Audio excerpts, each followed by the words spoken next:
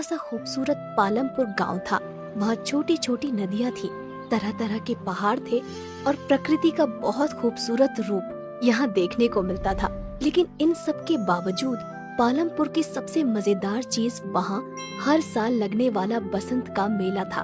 कहते हैं कि पालमपुर में लगने वाला मेला इतना बड़ा होता था कि कोई भी उसे एक दिन में पूरा नहीं घूम सकता था। उस मेले में गांव वाले तरह तरह के खिलौने, कई तरह की मिठाइयाँ, न जाने कितने किस्म के खेल और अलग अलग तरह की खाने पीने वाली चीजों का ठेला लगाते थे। और इन ठेलों में से एक सबसे मशहूर ठेला था सुरेश चाट भंडार। 4 पहियों की इस ठेले पर सुरेश चाट पापड़ी, टिक्की और गोलगप्पे बेचता था। लेकिन बाकी सभी चीजों से ज्यादा लोगों को सुरेश के गोलगप्पे पसंद थे। मेले में हर रोज सुरेश ठेला भर कर गोलगप्पे लेकर जाता था, लेकिन शाम होने से पहले ही उसके सारे गोलगप्पे बिक जाते थे। काफी बड़े बड़े लोग सुरेश को हराने की कोशिश कर चुके थे, लेकिन कोई भी उसे हरा ना सका, क्योंकि उसके गोलगप्पों की बात ही अलग थी। सुरेश के साथ उसका एक 12 साल का बेटा माधव और एक 16 साल का लड़का रोनित रहता था। रोनित सुरेश का बेटा नहीं था, पर पिछले साल एक दुर्घटना में अपनी बीवी को खो देने के बाद सुरेश ने अपना हाथ बटाने के लिए रोनित को साथ रख लिया था। रोनित अनाथ था। मेले में सिर्फ एक दिन बाकी रह गया था। सुरेश और रोनित दोनों तैयारियों में लगे हुए थे। सुरेश जल्दी जल्दी गोलगप्पे तल रहा था। तभी उसकी नजर माधव पर जाती है, जो बने हुए गोलगप्पों के साथ कुछ कर रहा होता है। माधव बड़ा ही चंचल होता है। वो गोलगप्पों में कभी कुछ मिला देता तो कभी कुछ। माधव को देखकर सुरेश कहता है, अरे मेरे साइंटिस्ट अब क्या कर रहा है गोलगप्पों के साथ? 1 मिनट पापा। माधव ने गोलगप्पों में थोड़ी सी हल्दी, मिर्च और धनिया डाली, फिर उस पर दही डालकर कहने लगा, ये लो, ये बन गए चटपटे दही वाले गोलगप्पे। जब तू गोलगप्पे बेचेगा ना, तब ये सब नुस्खे अपनाना। अरे माधव, पढ़ लिख कर गोलगप्पे क्यों बेचेगा? क्यों, क्या खराबी है? काम इंसान को छोटा बड़ा नहीं बनाता, बल्कि इंसान काम को छोटा बड़ा बनाता है। अच्छा, मतलब ये गोलगप्पों में मिर्च धनिया भरकर बड़ा इंसान बन जाएगा? क्या पता बन जाए। तुम्हें पता है, माधव जिस उम्र में है, उस उम्र में एक इंसान का दिमाग सबसे ज्यादा तेज होता है। वो ये सब बातें कर ही रहे होते हैं कि तभी माधव चिल्लाता है, ये देखिए पिताजी, मिट्टी के गोलगप्पे। ये देखकर रोनित हंसने लगता है और कहता है, अगर गोलगप्पे में मिट्टी मिला देना दिमाग है, तो अच्छा है मेरे में कम दिमाग है। अच्छा चुप रहो, वो हरी वाली पोटली लाकर इस पानी में मिला दो। मैं बाहर काम से जा रहा हूँ, आते हुए रात को देर हो जाएगी। ये कहकर सुरेश वहाँ से चला जाता है और रोनित पोटली के पास चला जाता है। वहाँ 2 रंग की पोटलियाँ होती हैं, एक लाल और एक हरी। रोनित गलती से हरी की जगह लाल वाली पोटली उसमें मिला देता है। तभी उसे बाहर से कुछ आवाज आती है और रोनित बिना पानी को देखे ही बाहर चला जाता है। उसने ध्यान ही नहीं दिया कि पानी का रंग हरे की जगह काला हो गया था। रात को जब सुरेश घर वापस आता है तो देखता है कि माधव अपने बिस्तर पर सो रहा होता है और रोनित घर में कहीं नहीं होता। सुरेश को लगता है कि वो काम खत्म करके अपने दोस्तों के साथ खेलने चला गया होगा। रात को सोने से पहले वो निश्चय करता है कि कल की तैयारी का सारा सामान देखकर सो जाएगा। वो चाट पापड़ी देखता है, जो कि बिल्कुल ठीक होती है। गोलगप्पे भी अच्छे ही दिख रहे होते हैं। फिर वो पानी के ड्रम से ढक्कन हटाता है और देखता है कि पानी भी देखने में बिल्कुल ठीक लग रहा है। उसका रंग भी आम तौर की तरह हरा ही है। सुरेश चैन की सांस लेता है और सो जाता है। अगले दिन सुबह सुबह सुरेश मेले में अपना ठेला लेकर पहुंच जाता है। सुरेश काफी थका हुआ था, क्योंकि रोनित अभी तक वापस नहीं आया था, इसलिए उसे अकेले ही सारा सामान ठेले पर लादकर मेले में आना पड़ा। वो रोनित से गुस्सा भी था और उसे उसकी फिक्र भी हो रही थी। मेले में खड़ा सुरेश रोनित के बारे में सोच ही रहा था कि उसको एक आवाज आती है, भैया गोलगप्पे दो ना। जी देता हूँ। भैया जैसे पिछली बार खिलाए थे ना, तीखे वाले, वैसे ही देना। सुरेश ने उन्हें गोलगप्पे खिलाए। गोलगप्पे मुंह में रखते ही लड़की ने वापस बाहर निकाल दिया और कहा, ये क्या वाहियात गोलगप्पे हैं। सुरेश चौंक गया। लड़की ये कहकर वहाँ से चली गई और सुरेश ने एक गोलगप्पे में पानी भरकर अपने मुंह में रखा। उसने फौरन उसे बाहर निकाल दिया, क्योंकि गोलगप्पे का स्वाद सचमुच बहुत खराब था। जल्द ही ये खबर पूरे मेले में फैल गई और कोई भी सुरेश से गोलगप्पे लेने नहीं आया। शाम तक एक भी गोलगप्पा नहीं बिका और परेशान होकर सुरेश वापस जाने लगा। वो अपना ठेला खींचता है और वापस जा रहा था कि उसने देखा कि मेले में एक नई दुकान लगी है जहाँ काफी भीड़ है। उसने पास जाकर देखा तो एक नई कंपनी गोलगप्पे बेच रही थी और लोगों की भीड़ वो गोलगप्पे खा रही थी। सुरेश इधर उधर नजर दौड़ा ही रहा था कि उसने देखा कि गोलगप्पे रोनित बेच रहा था। सुरेश समझ गया कि ये वही कंपनी है जो सुरेश को काम पर रखना चाहती थी, पर सुरेश के मना कर देने पर उन्होंने रोनित को पटाकर उसका काम खराब कर दिया। सुरेश कुछ नहीं बोला, उसने अपना ठेला लिया और चलने लगा। उसे इस बात का दुख नहीं था कि उसके गोलगप्पे नहीं बिके, पर इस बात का ज्यादा दुख था कि जिस रोनित को उसने अपने बच्चे की तरह पाला, उसने उसे धोखा दे दिया। यही सोचते सोचते वो घर पहुंच गया। उसे देखते ही माधव बहुत खुश हुआ और बोला, पापा आप इतनी जल्दी आ गए और सारे गोलगप्पे वापस क्यों ले आए? वो बेटा, पता है मुझे, आप इसलिए लाए ना ताकि मैं नए गोलगप्पे बना सकूं। सुरेश ने मुस्कुराकर कहा। हाँ हाँ बेटा, जाओ नए गोलगप्पे बनाओ। ये सुनकर माधव खुश हो गया और कुछ गोलगप्पे लेकर वहाँ से चला गया। सुरेश वहीं बैठकर सोचने लगा कि कैसे अपने गोलगप्पे बेचने का काम दोबारा से शुरू करे। वो ये सब सोच ही रहा होता है कि माधव अचानक उसके सामने आकर कहता है, पापा आ करो। अरे क्यों? आ करो ना। सुरेश ने अपना मुंह खोला और माधव ने एक काला सा गोलगप्पा उसके मुंह में डाल दिया। ये क्या डाल दिया मेरे मुंह में? क्या मिलाया है तूने इसमें? चॉकलेट। अच्छा। ये गोलगप्पे खाकर सुरेश के दिमाग में एक आइडिया आया ही होता है कि तभी माधव कहता है, ये लो पापा, ये भी खाओ। सुरेश मुंह खोलता है। इसमें क्या मिलाया है तुमने? मिट्टी और लाल मिर्च। सुरेश हंसने लगता है और माधव को गले से लगा लेता है। फिर सुरेश पूरी रात अपने कमरे में कुछ करता रहता है। अगले दिन मेले में रोनित के गोलगप्पे बिक रहे होते हैं। तभी एक आवाज आती है, ये क्या खा रहे हो? वहाँ चलो सुरेश के पास, कुछ नए किस्म के गोलगप्पे आए हैं। ये सुनते ही सब सुरेश के पास चले जाते हैं और देखते हैं कि उसके ठेले पर चॉकलेटी रंग के बेहद खूबसूरत और अलग से गोलगप्पे रखे हैं।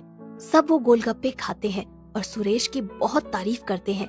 तभी रोनित वहाँ आता है और कहता है, तुमने ये कब बनाए? मेरे जिस बच्चे का तुम मजाक उड़ाते थे उसी का आइडिया है ये। ये किसके गोलगप्पे हैं? चॉकलेट के। अच्छा, मैंने तुम पर बहुत भरोसा किया था रोनित, पर तुमने वो तोड़ दिया। रोनित कुछ कहने ही वाला होता है कि अचानक भीड़ से आवाज आती है, और गोलगप्पे दो भैया। अरे भैया और गोलगप्पे तो खिलाओ। अरे बिल्कुल बिल्कुल, अभी खिलाता हूँ मैं। ये कहकर सुरेश गोलगप्पे बेचने लग जाता है और दोबारा पालमपुर के बसंत के मेले का सबसे मशहूर गोलगप्पे वाला बन जाता है। नदी किनारे एक बहुत सुंदर गांव था। वहां के लोग बहुत अच्छे थे, लोगों में एकता भी बहुत थी। सब एक दूसरे से मिलजुल कर रहते थे और एक दूसरे के काम में हाथ बटाते थे। कभी किसी से भी नाराज नहीं होते थे। उस गांव में कुछ बड़े लोग भी रहते थे और कुछ छोटे लोग भी थे, जिसमें से अधिकतर लोग किसान थे। गांव के बगल में एक बहुत ही घना जंगल था। पूरी पूरी पूरी, गर्मा गर्म पूरी पूरी।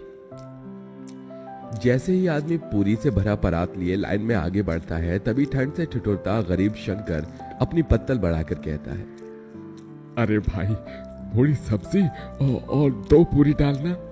जैसे वो आदमी पूरी देने लगता है, तभी पगड़ी पहने अमीर लालचंद वहां आकर उसे रोकते हुए कहता है, अरे ओ बिरजू, कोई जरूरत नहीं है इसको और पूरी देने की। क्यों रे शंकर, शर्म लाज सब धोकर पी गया है क्या? हाँ, तू घर में 5-5 जवान बेटियों को बिठाए रखा है और यहाँ दूसरे की बेटी की बारात में फ्री फंड का भोज खा रहा है। अरे तेरी सबसे बड़ी बेटी सुधा की जोड़ी की लड़कियां ब्याह करके कब की ससुराल चली गई और बच्चों की मां बन गई। तू कब ब्याहेगा अपनी बेटियां? अगर उनको ब्याहना तेरे बस में नहीं था तो 5-5 बेटियों को पैदा ही क्यों किया? मेरे माथे की पगड़ी देख रहा है, बड़े भाग से यह मौका मिलता है एक बाप को बेटी के ब्याह में पगड़ी पहनने का, समझा? लालचंद जानबूझकर पूरे समाज के बीच एक ओर तो अपनी अमीरी का बखान, तो वहीं दूसरी तरफ शंकर की गरीबी की हंसी उड़ा रहा था, जिससे शंकर सबके बीच बहुत शर्मसार होता है और अपनी आंखें झुकाए वहां से घर लौट आता है, जहां एक टूटे फूटे माटी के घर में उसकी बूढ़ी पत्नी जानकी और 5 बेटी सुधा, गहना, कविता, चंदा, राधा उस ठंड में भी एक दिए और जूते के लेस बना रही थी। माँ, मेरा हाथ। तू ठीक तो है राधा? दिखा मुझे अपना हाथ। हे भगवान, तेरा तो हाथ जल गया, कहा था तुझे कि लेस का माल तू ना बना, तुझे दिए पर संभाल कर हाथ चलाना था। पहले ही अपने घर के दुख भरी परिस्थितियों को बाहर से ही देखकर शंकर अपनी आंखों से आंसू पोंछकर मुस्कुराते हुए अंदर आता है। अरे क्या कर रही हैं बाबा की पांचों बेटियां? अरे बाबा, आप आ गए। हे भगवान, आप तो ठंड से कांप रही हैं। मैं आपके लिए आग जला देती हूँ। कितनी बार कहा है आपको कि एक स्वेटर अपने लिए खरीद लीजिए, बाहर कितनी ठंड गिर रही है और आपका बुढ़ापे का भी शरीर है। तभी दुखमन से शंकर ने कहा, चिंता मत कर मेरी लाडो, तुम पांचों को ब्याहने से पहले नहीं मरूंगा। जब तक तुम पांचों की विदाई नहीं हो जाती, मेरे प्राणों को भी कहां मुक्ति मिलेगी। एक बार तुम पांचों की विदाई कर दूं, फिर चाहे मेरी मिट्टी उठ जाए। यह सुनकर गरीब शंकर की पांचों बेटियों की आंखों आंसुओं से भर जाती हैं। भगवान के लिए फिर कभी अपने मुंह से ऐसी बात मत निकालना बाबूजी। आपके सिवा माँ और हम पांचों का इस दुनिया में है ही कौन। तभी जानकी खाना परोसती है और शंकर अपने हाथों से अपनी पांचों बेटियों को खिलाता है। शंकर के पास धन दौलत नहीं थी, मगर वो दिलदार आदमी था। शंकर को हमेशा अपनी पांचों बेटियों की शादी और उनकी विदाई की ही चिंता लगी रहती, क्योंकि कोई भी उसे रिश्ता नहीं जोड़ना चाहता था। और कई दफा रिश्ते वाले देखने भी आते तो उसका गरीब घर द्वार देखकर चौखट से ही लौट जाते। ऐसे ही दिन बीतते हैं और शंकर का दूर का रिश्तेदार उसे एक रिश्ता बताता है। जानकी, कल सुधा चंदा को लड़के वाले देखने आ रहे हैं, उन्हें तैयार कर देना। मेरे एक मित्र हैं, उन्होंने ही ये रिश्ता बताया है। ईश्वर करे कि बात बन जाए तो इन दोनों के हाथ जल्दी पीले कर दूंगा। धीरे धीरे करके ही तो अपनी बेटियों का भार उतार पाऊंगा। अगले दिन रमा देवी शंकर की बेटियों को देखने आती है। आइए आइए बहन जी, आपका ही इंतजार था, यहाँ बैठिए। अरे जानकी बिटिया, उसको ले आना। सुधा और चंदा एक बड़ी ही पुरानी सी बनारसी साड़ी में सादगी के साथ आती है और चाय नाश्ता परोसती है। तभी रमा देवी कहती है, देखो भाई साहब, बेटियां तो मुझे आपकी दोनों ही पसंद है, मगर दहेज भी लगेगा। मेरा एक बेटा बैंक में भले ही चपरासी है, मगर सरकारी है, और दूसरा बेटा सरकारी नौकरी की तैयारी कर रहा है। दोनों का ज्यादा नहीं तो 10 लाख दे दीजिए। दहेज की बड़ी रकम सुनकर गरीब शंकर चिंता में आ जाता है। माफ कीजिएगा बहन जी, मैं इतना तो नहीं दे पाऊंगा। एक बेटी होती तो जोड़ जाड़ कर कहीं से भी पैसे भी दे देता, मगर मेरी 2 बेटियों के बाद 3 बेटी और हैं ब्याहने को। मगर ये इस गरीब पिता की जुबान है, मुझसे जितना बन पड़ेगा मैं दूंगा। मैं दोनों के लिए 5 लाख तक दहेज दे दूंगा, और फिर बारात का खर्चा भी तो देखना है। रमा रिश्ता पक्का कर देती है। उसके जाने के बाद चिंता से भरी जानकी ने कहा, अजी 5 लाख रुपए कहाँ से लाकर देंगे आप, कुछ सोचा है? अरे खेत बेच दूंगा जानकी, 4-5 लाख रुपए तो मिल जाएंगे। कम से कम मेरी 2 बेटियों की विदाई तो हो जाएगी। लेकिन बाबा, खेत बेच दोगे तो खेती कहाँ करोगे? मजदूरी कर लूंगा। वैसे भी गरीब लोग लेबर माटी में लगे हुए हैं। बस तुम पांचों अपने घर द्वार चली जाओ। बेटी की विदाई के लिए मजबूर होकर शंकर अपना खेत बेच देता है, जिसके बदले उसे केवल 2 लाख ही मिलते हैं। पैसे कम पड़ने पर वो अपना घर भी गिरवी रखकर दहेज और बारात का सारा इंतजाम करता है। रमा बारात लेके आती तो है। सभी बाराती ठंड के गर्म कोट, जैकेट, स्वेटर पहने आते हैं, तो वहीं गरीब शंकर धोती और पतले पुराने से कुर्ते, जो कि जगह जगह से फटा होता है, उसमें ठिठुरता हुआ हाथ जोड़े बारातियों का स्वागत करता है। मगर एकदम से रमा की शर्त पलट जाती है। अरे रमा जी, आपने मुझे वचन दिया था, आप ऐसे कैसे बात से मुकर रही हैं? देखो भाई, 10 लाख रुपए से दहेज का एक पैसा कम नहीं लगेगा। अगर तुम दे सकते हो तो कहो, नहीं तो बारात वापस लेकर जाते हैं। शंकर डबडबाई आंखों से मंडप में दुल्हन बनी बैठी अपनी बेटी को देखकर अपनी पगड़ी उतारकर रमा के पैरों में रख देता है। मैंने अपनी इज्जत आपके पैरों में रख दी है, दया कीजिए। अगर ये शादी नहीं हुई तो लोग मुझे और मेरी बेटियों को जीने नहीं देंगे। रमा पगड़ी को पैर मारकर चली जाती है, तो वहीं समाज भी शंकर पर थू थू करने लगता है। तो वहीं कुछ दिन बाद कर्जदार भी उसका घर तक छीन लेते हैं, और अब शंकर अपनी पत्नी और 5 बेटियों के साथ ठंड में सड़कों पर भटकने लगता है, और सब एक कचरेदान के पास आकर पाइपलाइन में रहने लगते हैं। अगले दिन शंकर ठंड में भी काम ढूंढने निकल पड़ता है। बाबूजी, आप कहाँ जा रहे हैं? काम ढूंढने जा रहा हूँ। मगर बाबा, बाहर इतनी ठंड गिर रही है। अगर ठंड देखूंगा तो जीवन भर भी इस गरीबी में तुम पांचों की विदाई नहीं कर सकूंगा। पिताजी, अब हम पांचों भी आपके साथ मेहनत करेंगे। जब इस भयंकर ठंड में बूढ़े होकर आप काम करेंगे तो हम जवान होकर क्यों नहीं। थोड़ी दूर जाने के बाद शंकर को सड़क बनाने में काम मिलता है, जहां मजदूरों की जरूरत होती है। अब शंकर और उसकी बेटी कड़कड़ाती ठंड में मेहनत करने लगती है। तभी एक दिन ठंड से सड़क पर बहुत कुहासा छाया होता है, जिससे एक महंगी गाड़ी आगे आकर खंबे से टकरा जाती है। पांचों बहनें आकर गाड़ी में से एक औरत को निकालती हैं। दीदी, इन माजी के सर से तो खून बह रहा है, इन्हें पट्टी बांधनी होगी। चंदा, चल इन्हें घर ले चलते हैं। शंकर का परिवार अंजना की बहुत देखभाल करता है। वहीं बातों बातों में शंकर अपना दुख उससे बांटता है और फिर भाई साहब, भगवान ने आपकी पांचों बेटियों को मेरे बेटों के लिए ही बनाया है। मैं इन्हें अपने घर की बहू बनाना चाहती हूँ। यह सुनकर शंकर की आंखों से खुशी के आंसू छलक पड़े। बहन जी, मैंने कभी सपने में भी नहीं सोचा था कि मेरी पांचों बेटियों का रिश्ता इतने बड़े घर द्वार में लगेगा। बहुत ही ऊंचा भाग्य है तुम्हारा मेरी बच्चियों, जो अंजना जी ने तुम पांचों को पसंद किया है। मगर मुझ गरीब के पास देने को दहेज नहीं बहन जी।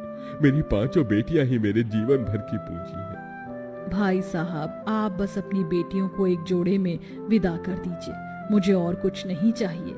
थोड़े ही दिन बाद शंकर अपनी बेटियों की विदाई की तैयारी में लग जाता है। वो कड़ाके की ठंड में कांपता ठिठुरता कचरेदान को साफ करके वहां मड़वा बनाता है और खाने पीने शुद्ध बोध बिसार कर खुद को मेहनत में झोंक देता है और 2 पैसे ज्यादा कमाने के लिए गीली रेत बालू उठाकर मिले पैसे से पांचों की शादी का जोड़ा खरीद कर लाता है। शादी का दिन आ जाता है। बड़े धूमधाम से अंजना बारात लेकर आती है। आंखों में आंसू भरकर शंकर कहता है, देखो जानकी, हमारी पांचों बेटियों की बारात आई है। आज उनकी विदाई है। आपने अपने पिता होने का फर्ज पूरा किया जी। इसके बाद जानकी और शंकर उन पांचों का कन्यादान कर देते हैं और विदाई का पल आ जाता है। तभी ये लो मेरी बच्चियों, ये चावल पीछे को फेंक कर आगे बढ़ो। एक एक पैर बढ़ाती हुई पांचों चावल पीछे जानकी की झोली में गिराती हैं और फिर अपने पिता के गले लगकर फूट फूट कर रोती हैं। बाबूजी, आपने हम पांचों की विदाई के लिए बड़ा तप किया है। देखिए, आज हम विदा हो रही हैं। अपना ख्याल रखिएगा। तुम भी अपना ध्यान रखना मेरी बच्चियों, सदा खुश रहना। इसी के साथ गरीब शंकर अपनी पांचों बेटियों को विदा कर देता है।